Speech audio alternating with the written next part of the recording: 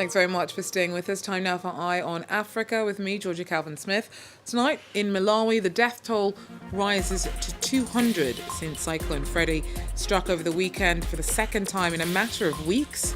Hundreds more are injured and still missing. Also, US Secretary of State Antony Blinken heads to Ethiopia to support the peace process there as it struggles to move on from a brutal 2-year civil war.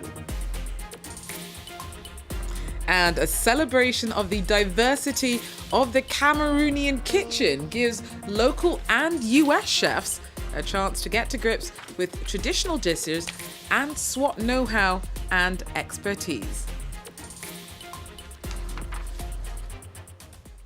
But first, Cyclone Freddy's devastating passage through southern Africa may trigger a humanitarian crisis. The death toll in Malawi and Mozambique has passed 200, and emergency coordinators have described the situation as dire. The record-breaking storm flattened homes and triggered floods and landslides when it first made landfall over the weekend for its second appearance in less than 3 weeks. Our Caroline Lambolet tells us more. Lining up outside a mortuary in Malawi's second-largest city, these residents have been called in to identify their loved ones. Many people are still missing. You see, this area here was occupied by houses. The whole area here from up there, and people are gone. People are gone, things are gone, everything is gone. Plenty of bodies down there in the mud there. Plenty of bodies. Rescue efforts are still underway. The child was stuck in the mud up to her neck. She was crying out for help. Even though the current was very strong, we managed to cross and rescue her. It was very difficult, but we managed to pull her out. Cyclone Freddy made landfall in Malawi over the weekend, leaving a trail of destruction in its wake. Roads were sliced open, swallowing entire homes. Many residents are still without electricity. Malawi is one of the poorest countries in the world. Its government is now appealing for local and international aid to help those affected. The tropical storm first developed near Australia in February, then made its way across the southern Indian Ocean. It first made landfall in the region last month, before returning just a few days ago. It has also pummeled Malawi's neighbors, Madagascar and Mozambique. Freddy is one of the most powerful tropical storms ever recorded in the southern hemisphere. And in the latest push from Washington to up its engagement with Africa, US Secretary of State Antony Blinken touched down in Ethiopia on Tuesday night. He's there to show support for the peace efforts in the aftermath of a brutal 2-year civil war that pit federal forces against fighters from the northern Ethiopian region of Tikrit.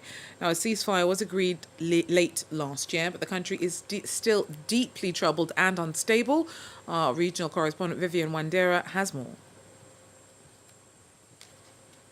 Blinken will meet with Ethiopia's Prime Minister Abiy Ahmed and Tigrayan leaders to discuss the implementation of the peace agreement that was signed in November in South Africa.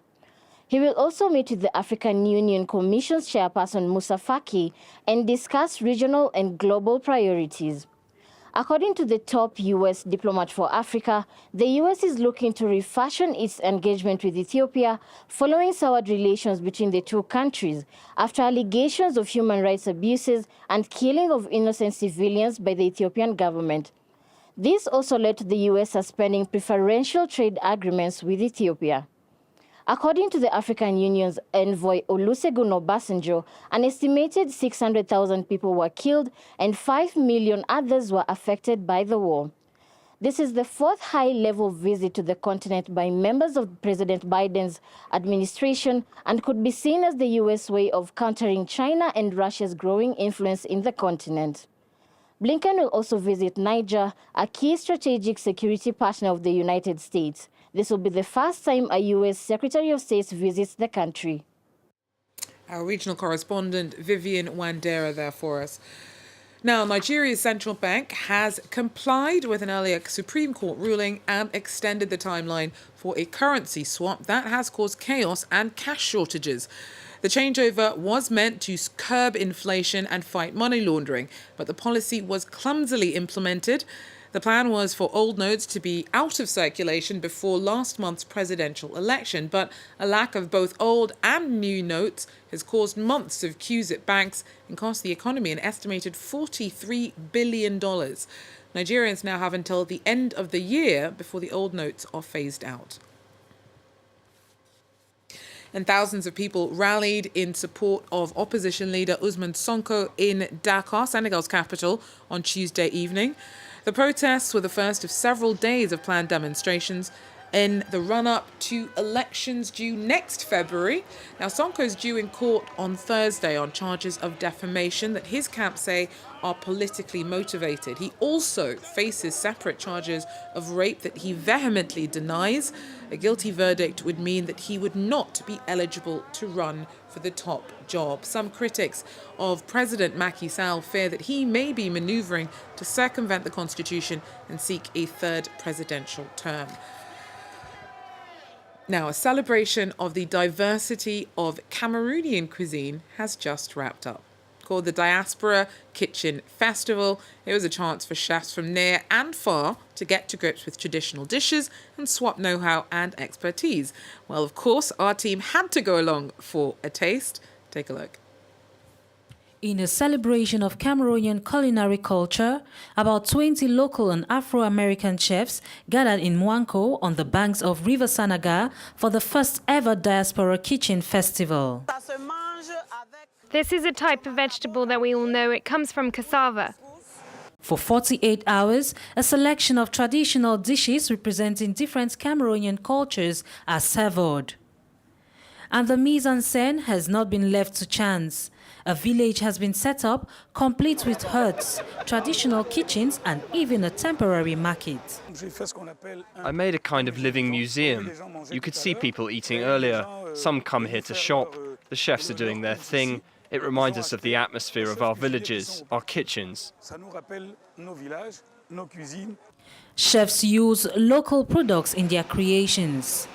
Sandrine is one of 8 participating Cameroonian cooks and shares her culinary skills with her African-American colleagues as she prepares a meal of seasoned freshwater fish steamed in plantain leaves. The tomatoes, the onions, and cut them into tiny bits. Sandrine is delighted to see similarities between dishes she grew up with and some meals prepared by the African-American chefs. We find some elements of our Cameroonian cuisine in theirs: maize, beans, fish. We exchange knowledge. As chefs, we try to learn, and I think they will also take some tips back with them. Oh, very good, chef. Sanders is an American chef and has run a restaurant in the United States for 10 years. She hopes that what she learns here in Cameroon will enrich her own work. When I go back to the States, I will be taking what I learned here today and putting it into my food and trying to recreate things, but also being original. This first festival was widely seen as a success, leaving the public and participants satisfied and clamoring for more. A second edition of the Diaspora Kitchen has already been scheduled for next year. Looks delicious.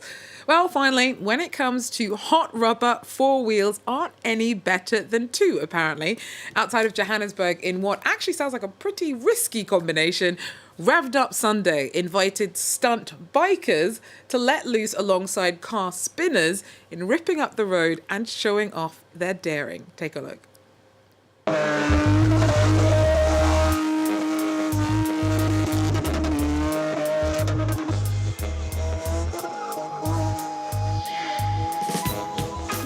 I'm happy that we are now spinning in front of a crowd. We don't only spin in our township anymore.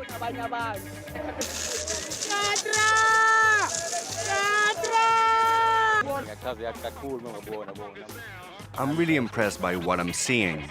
This is where I started too, because I loved BMW cars as a kid. At that age, I didn't have access to a car, but if they have a passion, they will also make it one day.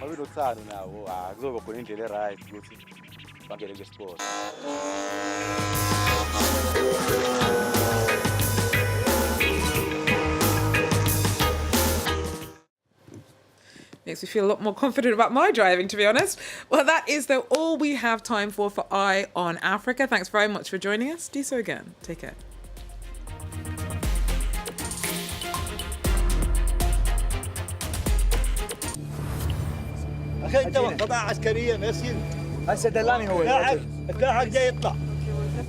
Welcome to Tikrit, a city made famous by Saddam Hussein, who was born in the nearby village of Al-Awaja. This was his grave, but no one knows where or what's become of his tomb. The city is now the symbol of conflict between the former dictator's local Sunni supporters and pro-Iran Shiite militia.